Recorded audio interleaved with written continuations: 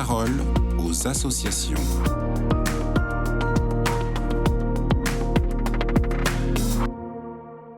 Bonjour à tous, bienvenue dans la parole aux associations. Aujourd'hui, je suis avec Perrine et Olivier. Bonjour à tous les deux.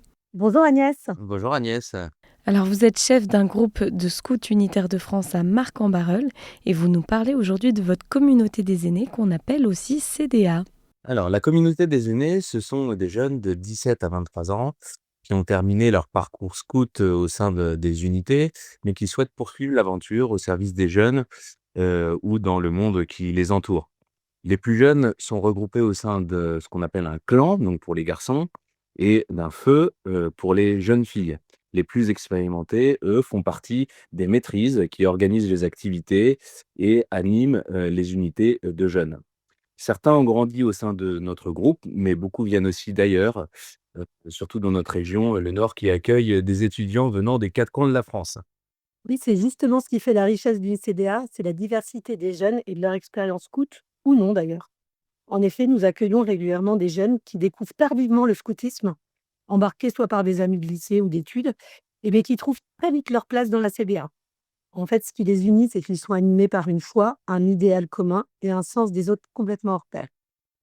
Autre point commun, qu'ils démarrent ou qu'ils soient expérimentés, ils sont tous considérés comme des routiers et des guides aînés en chemin. Et alors, quel est l'objectif de la communauté des aînés ?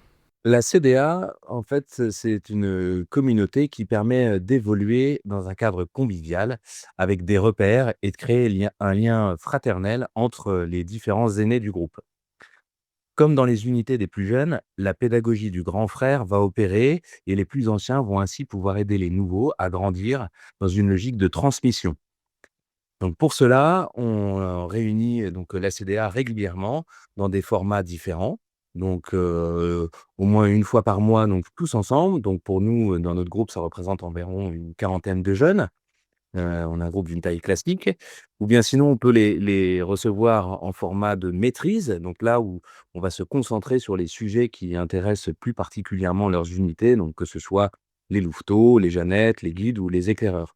Et enfin, on va aussi les recevoir entre chefs d'unité, donc car eux, ils ont un rôle bien spécifique en tant que charge d'âme, c'est-à-dire qu'ils sont responsables du développement spirituel des jeunes qui leur sont confiés. En fait, le but de ces rencontres, c'est de créer un lien fort entre eux et de pouvoir développer leur sentiment d'appartenance au sein de notre groupe. C'est d'autant plus précieux pour susciter l'envie de devenir chef et de fidéliser ceux qui le sont déjà.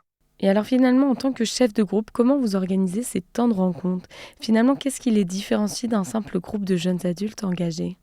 Alors, nous l'avons rappelé, chaque aîné reste routier et guide aîné en chemin.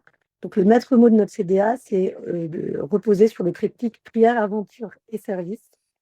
En tout premier lieu, la prière, puisque chez les Suisses, le développement de la foi fait partie intégrante de la pédagogie et doit être présent dans chacune des activités.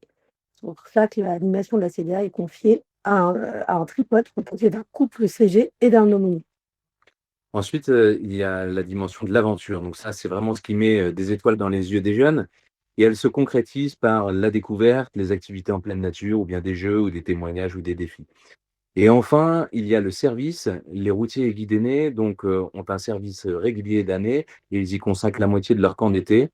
Et les autres aînés, eux, font partie des maîtrises, donc la dimension service et l'encadrement des jeunes dont ils ont la charge.